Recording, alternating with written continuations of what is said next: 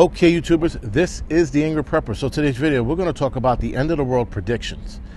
And the reason why I'm talking about this is because look at all the things that are going on. It's as if, guys, everything that was in the Bible is coming true. Almost. And again, a lot of you guys know I'm not a big religious dude, but there are some things that you just can't ignore. With that being said, guys, end of the world predictions are something that have been around for a very long time. So many societies, groups of people have dedicated their lives to trying to figure out the end of the world.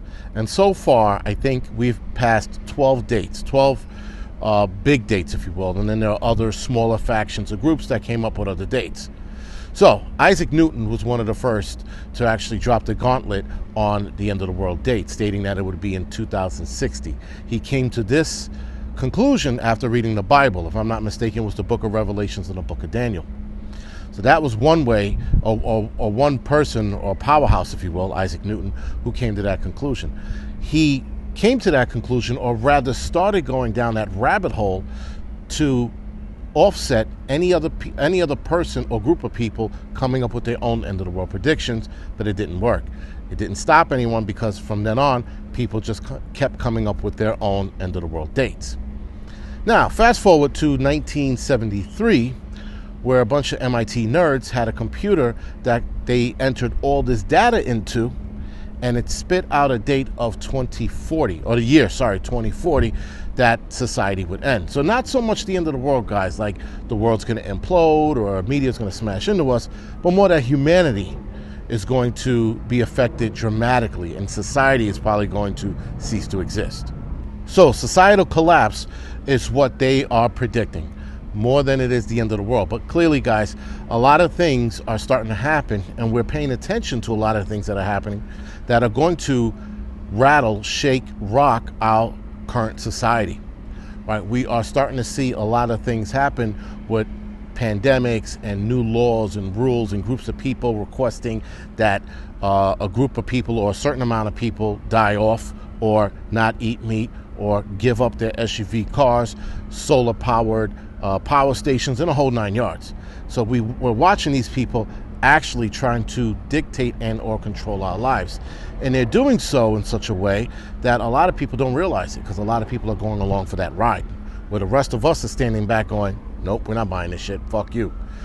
Nonetheless, it doesn't change the fact, guys, that this is still going to happen. We're still going to go down this road, whether we like it or not. And what can we do to fight against it? That's another video for another time. Now, I forgot to mention that the computer nerds at MIT back in 1973 said that the end of the world would happen in 2040, but we would start seeing signs in 2020. Well, we saw a lot of those signs in 2020. You got to keep in mind, with the computer compiling all the data, it compiled a bunch of things that we're going to get into in just a little bit. Now, what data is being collected to come to that conclusion as far as the computer goes? One of them is population increase. The next is agricultural production, resource depletion, rather the rate of depletion of our resources, industrial output, and pollution output. So human birth rate plays a role, right? Population increase. If we have population increase, guys, but we don't have enough natural resources, obviously humanity is going to decline. And if we don't have an agricultural or high agricultural production rate, we're also going to see a decline in humanity, because people are going to starve. That's what it means. So compiled all of that, also with pollution rate, because of the shit we're pumping into the air, the shit we're pumping into our bodies, all these arm tickets that they want us to take now, is going to contribute to all of that. And I think we are starting to see some of that effect now. So the human birth rate right now, guys, is at an all-time high, but resource depletion is at an all-time high. So more people are being born, more resources are being used, but less resources are being produced. So again, you add all of that in there, guys, and obviously we're headed towards a collision course for humanity to dwindle. Not completely stop, but dwindle. Now, this is where preppers come in, because if you're looking at this stuff, if you're reading these things, you're hearing about these groups, you hear what they're talking about, you know that Well, we know what we need to do. They're going to do it on their end at a richer scale, at a higher scale. They have money to throw at it to make sure that their lives are comfortable when this societal change happens. We are going to do the same thing. This is why we prep and why they call us preppers, because we are not going to get caught with our pants down. Many people might be, but not us. We have groups out there, guys, like the Club of Rome, which was started by the Morgenthau Group. This group of people, if you will, came together to try to figure out how to save humanity. This was their mission. Well, one of the lead in this whole group, guys, was a guy named Aurelio Pache. He came up with the term New World Order.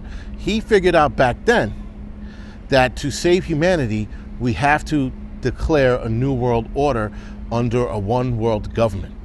That's where the term New World Order came from. It came from this guy. This was back in the 60s, 1968 to be exact, that this group was formed. Again, the Club of Rome is a club or a group of many, right? We have the Bilderberg group, right? They're another group that's interested in, I guess, the human demise, or rather, the Club of Rome was more interested in the human demise or human depopulation, because they spoke about it first. Again, back in the 1960s, early 70s, they spoke about this. Then you have other groups like the Trilateral Commission, or the Bilderberg Group, or the World Economic Forum. You have all these different groups out there, guys, that are all taking interest in depopulating the planet. And every last one of them looks like they came up with the same conclusion as the best way to save this planet is to depopulate the planet. But at what cost? Now, granted, guys, like anything on this planet, if there's too much of something, it can absolutely destroy whatever it is, right? So if you have a lifeboat, and let's say this planet is the lifeboat, and there's too many people, obviously something's going to be destroyed. Something's going to be out of whack. Now, can we come up with a solution to balance that out? Yes. Is depopulation the answer? No. If we can put a man on the moon and we can go to Mars, we can figure this shit out. But it seems like they don't want to figure it out, and they figure that the easier route is to depopulate the planet. Now, there's another secret organization out there called the Round Table. They're led by the Committee of 300. So these are world leaders from around the world that also are part of this group. Keep in mind, a lot of world leaders are also part of the Bilderberg Group and a part of the World Economic Forum. Now, interestingly enough, guys, when you look this stuff up, it does start to connect. The dots start to connect, and you're like, holy shit, here it is. So while we're all sitting here looking at our TikTok, Instagram, Facebook, these people are not on this social media. Maybe their assistants are for them, but they're not on social media. They're figuring out how to fuck the rest of the planet and or how to control the rest of the people that are still here or will be left behind. Their whole thing is about control. They said that it's for humanity and prosperity, but it's not. It's about control. Here's the thing, guys. These studies that come out stating that the world is going to end in 2024 or 2025 or 2040 or 2050, even 2060.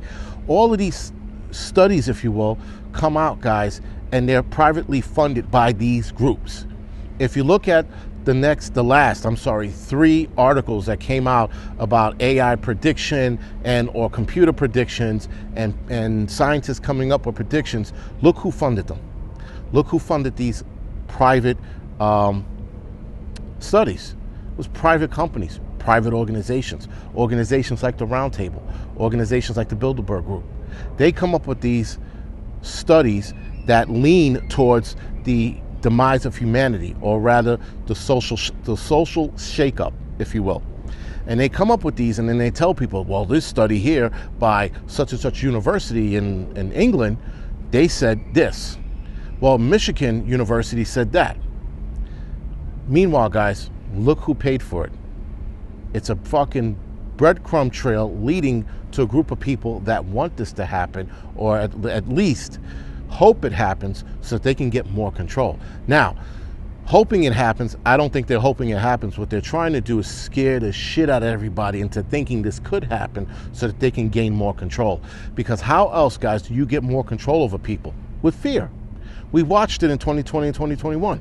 We watch people, or politicians rather, fearmonger the shit out of citizens all over the world, and they gained control through that way. And then they started gaining more control due state of emergencies and medical emergencies, and they gained control that way. No one actually fought it. Some people did, but not enough to make a difference. It's all about control, guys. It's more fear-mongering tactics. Now, can some of the things that they're mentioning be true? Can we be running out of food to a point where there's going to be starvation? Absolutely. Can there be such a thing as too many people on this planet where the product is not meeting the demand, or the production is not meeting the demand? Absolutely. It can happen. But, again, where it doesn't matter is that we are preppers and we are preparing for this, so we shouldn't have to worry about that. Other people, unfortunately, they're going to have to worry about it. We're not. We see this coming. We're paying attention. And though a lot of us are seemingly looking like conspiracy theorists, it's not a conspiracy theorist anymore, a theory anymore, when you start looking at these companies and you dive deep into them, or groups rather, sorry, you dive deep into these groups. Because even companies like BlackRock and Vanguard, they're part of this shit. They're probably part of it at a smaller scale, but look at BlackRock buying every last company on this planet, or at least investing in every last company on this planet.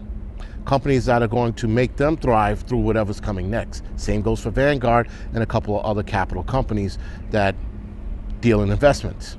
They're positioning themselves so that they're needed. Smart move, if you ask me. Anyway, guys, this is the Angry Prepper. Keep prepping, because whatever's coming, guys, they know it, we know it.